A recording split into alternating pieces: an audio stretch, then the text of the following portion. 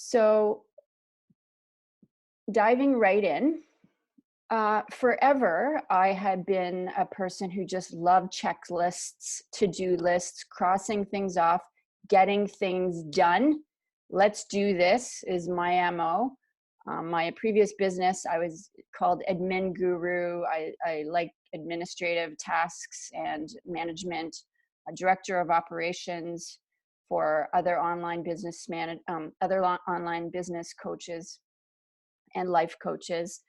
And when I started my journey into entrepreneurship, I realized that just putting things on a list and checking them off wasn't quite enough. And this quote kind of resonated with me when I was putting the PowerPoint together. In the absence of clearly defined goals, we become strangely loyal to performing daily acts of trivia.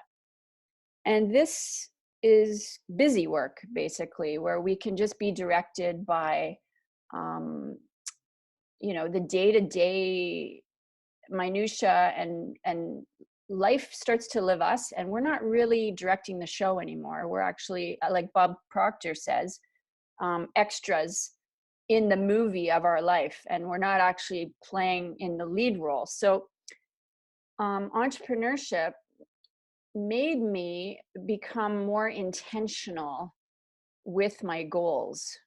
That's when I started creating my own vision boards. That's when I started getting really into loving and on a quest for my favorite planner every year.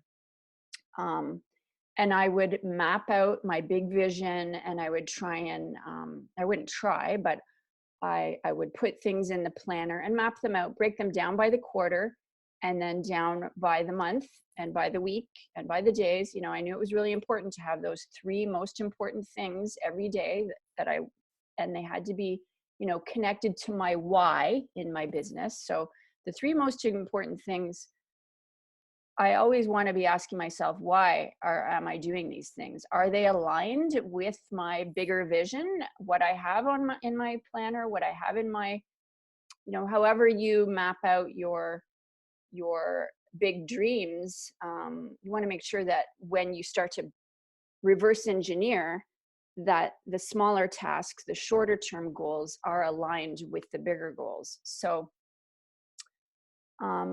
what I found was, doing this all on my own, not to say that I haven't hired life coaches and business coaches throughout the years, but what I found in the beginning, trying to adhere to my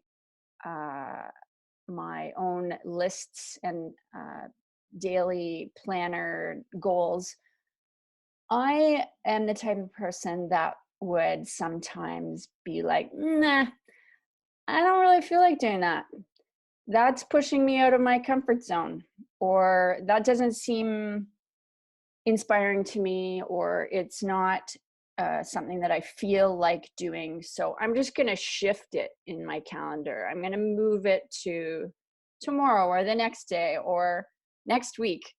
And, I was still getting the easier tasks done, or the things that felt easy to me in my business, but the things that were really going to help me manifest the bigger intentional goals, they were the more challenging things I found to do on my own. So I started, I've always been a personal, professional growth junkie and love reading books, love taking courses. And I read this book, Think and Grow Rich, by Napoleon Hill. I'm sure many of you know this book. It's a classic. But I want to read to you something that he had written in his book that really stood out to me. And he said, he defines the mastermind as the coordination of knowledge and effort in a spirit of harmony between two or more people for the attainment of a definite purpose. Napoleon Hill suggests that by bringing two or more minds together, you tap into a third, invisible, intangible force, which may be likened to a third mind or a mastermind. So that's where the term mastermind comes from. And it's really quite something. when you get two or more people together, that the resources that and the knowledge and the support, advice, encouragement that you can draw upon from a group of people does sort of become an entity in and of itself. And that's the benefit of creating one of these groups. So I started to, now these are the 4 steps to creating your own group. I brain dumped a bunch of names of women, some who I already knew and some who I didn't know, but I aspired to know, or I aspired to rub shoulders with. And sorry, I'm just checking, making sure no one's in the waiting room. I knew of this, you may have heard of this quote: you are the average of the 5 people you spend the most time with. So, not that you're going to be spending 24 hours a day with these dream people for your goals group, but you want to try to collaborate with like-minded people. You want to collaborate with people who are doing things that excite you, and you also want to feel that you're all sort of on the same level. So if you're a startup, you might want to try and find other people that are in around the same startup phase, or maybe a year or two ahead. If you're at 10 years in business, you would probably want to be finding people who are a little bit more advanced in their entrepreneurial journey. So you get the picture. It's not rocket science, but you want to make a list and then start approaching people. Write an email to them and say, hey, I'm thinking about doing this mastermind goals group idea. Would you be interested in participating? So that's exactly what I did. For the very first one I did, I put it out to about 12 women. And it got distilled down to 6 of us. So there was 6 women, and the next step is, once you've got your people, you agree to the when. So you can have your meetup once a month, once a quarter. The first time I got together with the first goals group I'm talking about, we met every 6 weeks. You also, if you're self-employed, you can do it during the day. But the first group I got together with, it didn't work for some of the women to do it during the day. So we would meet in the evening, and we met from 7 p.m. to 9 p.m., 2 hours. One of the things that I wanted to make sure of is that it didn't turn into like a girls' night. At nighttime, people are kind of more relaxed.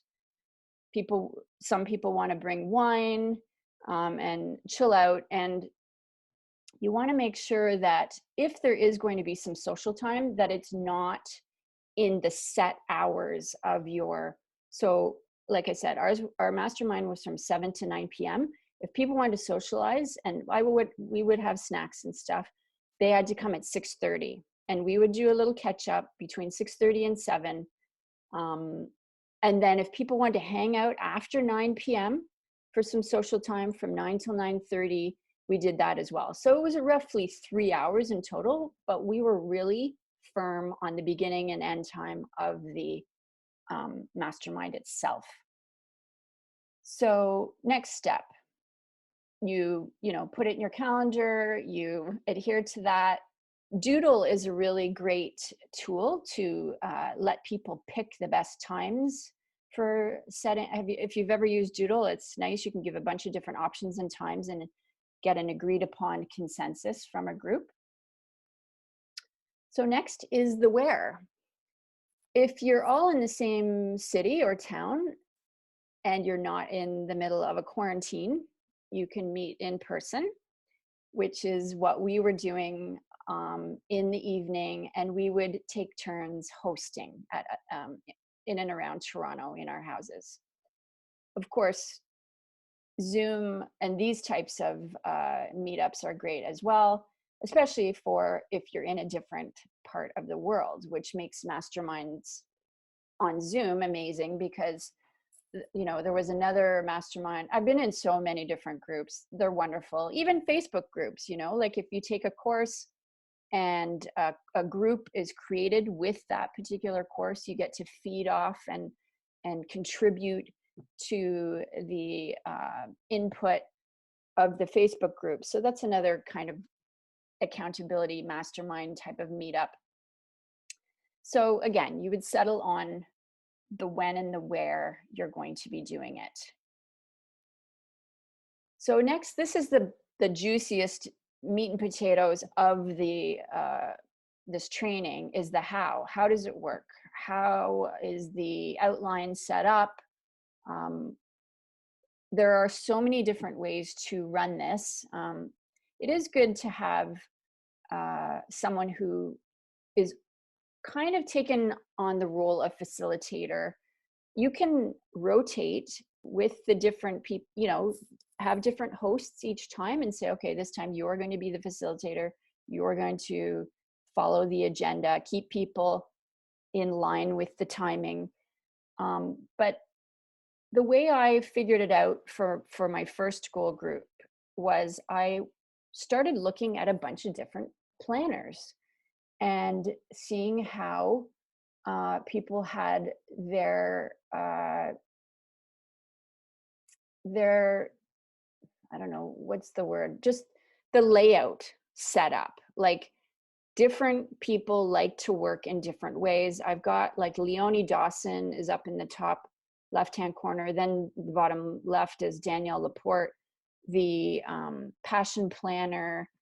There's, you know, hundreds of planner. And then of course we have the life purpose playbook, which is Judy's, and Judy's on the call. Judy and I are great friends. And her planner is wonderful as well. So Googling, I would say, is the best way that I found. And it's been like a work in progress. I've now, you know, the first goals group I ever started was in 2014. So we're talking 6 years later, and I've been in several, and I've honed and refined. And the group I get together with now, it's just 3 women. 3 of us meet, and we meet every quarter, and we actually follow this book, which I'm really liking. I think I might actually design my own book one day, because I do these digital vision board workshops, and I adhere to the vision board by using one of these planners. And this is Sheila Cummins' Productive Planner, which I like using right now. But they just, the vision board and the planner together work really nicely. So, so yeah, you kind of, there's a bit of refining that goes along with the initial growth of the group. But if you've got some basic outlines and you meet every month, I'll show you the next slide. Oh yes, so there are worksheets that you can find online as well. If you don't want to have a planner, just Google Mastermind worksheets, and you know, one of these is Natalie McNeil's, and then these others I don't even know where they're from. I just Googled them years ago. These were like the first sheets I used in 2014. So one of the most important things at the mastermind is the hot seat. And the hot seat is a well-known term for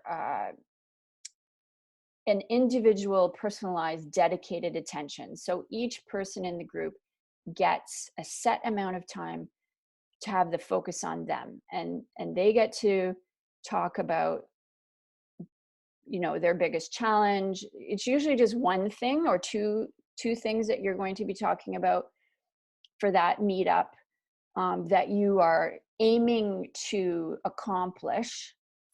And then you draw from the rest of the group their input.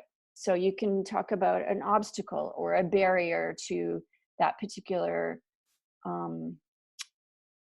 goal that you want to attain or acquire.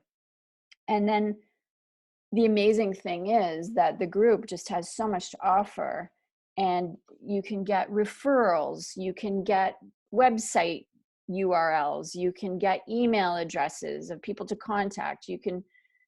It's just a wealth of information that gets dumped to you, and you're going to leave with like all of these solutions and leads to follow up on, and new found inspiration and steps to take, new action steps to take. So the conversation can go something like what I've got written here, and it says 5 minutes per person. So it doesn't have to be 5 minutes per person. Right now in the meetup that I do every quarter with 3 women, we get 15 minutes each for a chunk, and that is the reflection time. We get 15 minutes to reflect on our past quarter.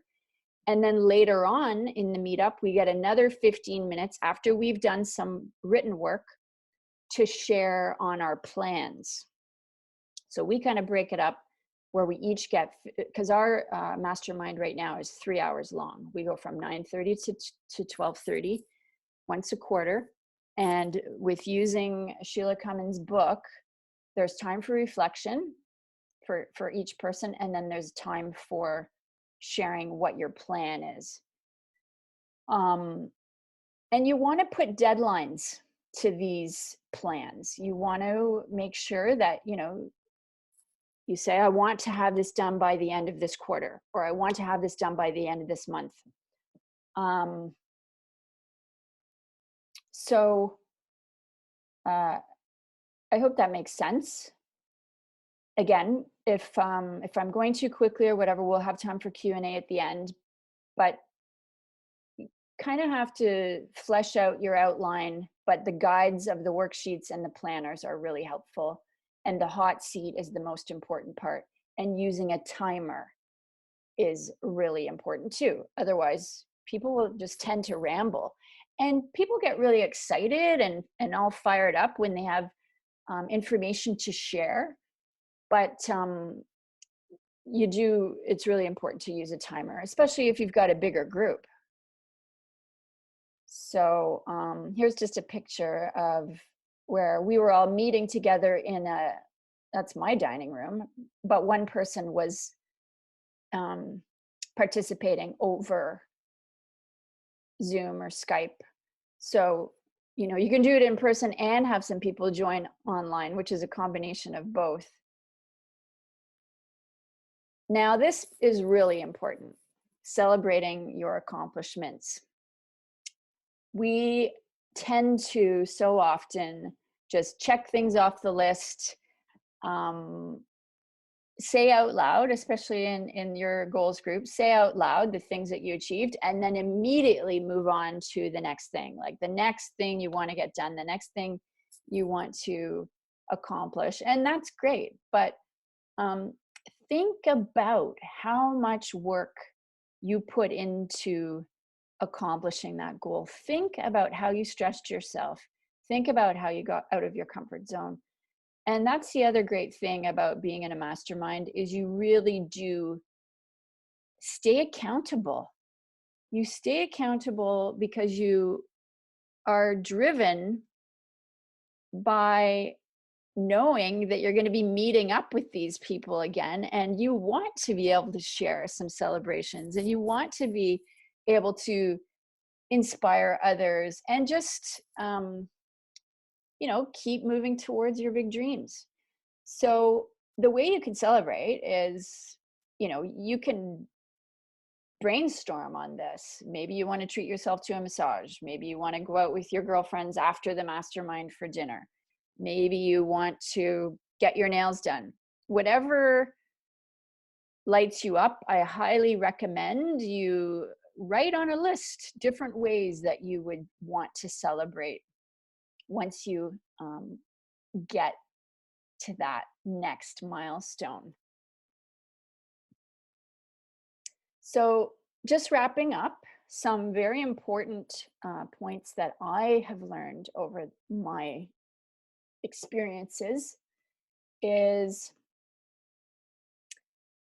for the members that you invite into your group, I recommend that they're all in the same business or each and every individual in a completely and different business.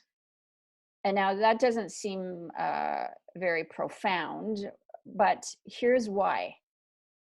Being in all of the same business is great because then you're all in the same industry. Oops.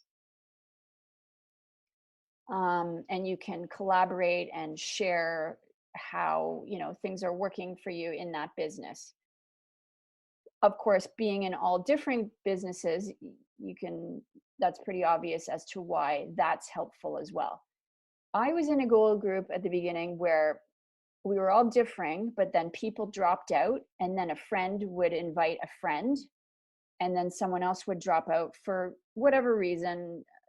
The timing didn't work, or they just weren't that jazzed about staying accountable. And then another friend would bring in a friend, and it got to the point where I was in this mastermind and there was 4 women in the restaurant industry and 2 of us in different businesses. And what I found, the focus was always on the restaurant industry in every meetup. And finally, I left the group and let them do their own mastermind, and they decided to just make it strictly for people in that business. And I went off for a while, and then I ended up starting my own new one again down the road. But that's really important, I think. And then the other one is you want to find people with motivation and with the equal drive and commitment. And that is because, again, in a group that I was in, some of the women were just there to have wine and social catch up, and we would get derailed.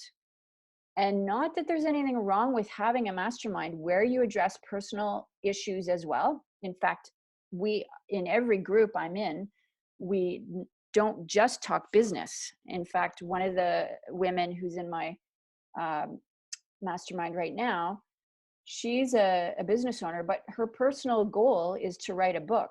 So that's still something she talks about when she's on the hot seat. But what I'm saying is you want people who are committed to staying accountable. I found in a couple of cases women who, this is nothing against them whatsoever, but they would come every meetup and we would reflect on what she said she was going to do, and it would never get done. She just wouldn't stay accountable to her goals. I was starting to scratch my head and ask why. What is she coming for if she's not going to at least try? She would take all of our advice and our support and our encouragement, but then nothing would shift. So that's my 2 cents on things that I've learned in the past. So Judy and I, a while back, collaborated on this worksheet, and it's just if you know Judy, her book, The Life Purpose Playbook. I don't know if the images of everybody is blocking the screen like it is mine, but I'm just moving people out of the way. Her planner has a lot of amazing design inside for coloring. She's very big on meditation or meditative coloring. So she collaborated this worksheet for me, excuse me, a couple of years ago, and I've updated it since because I wanted to add some things that I've talked about today. But for anybody that would love to just make notes in starting your own goals group, you can start off with the who, the when, and the where, the how, and that's it. The who, the when, the where, and the how. And you can take notes on this worksheet. So if that interests anybody, I will put it in the chat and you can download it and just have that for fun. And so Q&A time. This is where I open it up. How do you stay accountable to your goals? And what is your big goal you're aiming for, and how will you celebrate when it's accomplished? So I'm going to unmute everybody, and well, I should show the one last slide and then we'll do the Q&A. I do have a special offer. I have a mastermind already that I do once a month, and it's called Manifesting Miracles. And the way it's run up until now is it's a once a month get together. And excuse me, I really have a frog in my throat. It's a once a month get together, and the way it's worked in the past is it would be strictly for my vision board alumni. So people who have created a digital vision board with me, and I've got a companion guide worksheets that go with, you know, looking at your vision board, picking one big goal, and then working through it at the mastermind. Now, this mastermind is also a co-working session. So we do reflection, we do planning, and then we set an intention, and we actually get shit done while we're all together with regards to that one goal. So, you know, we chunk it down into a small action step, and we do one or two action steps moving towards that goal in the Manifesting Miracles group. So today, I'll just tell you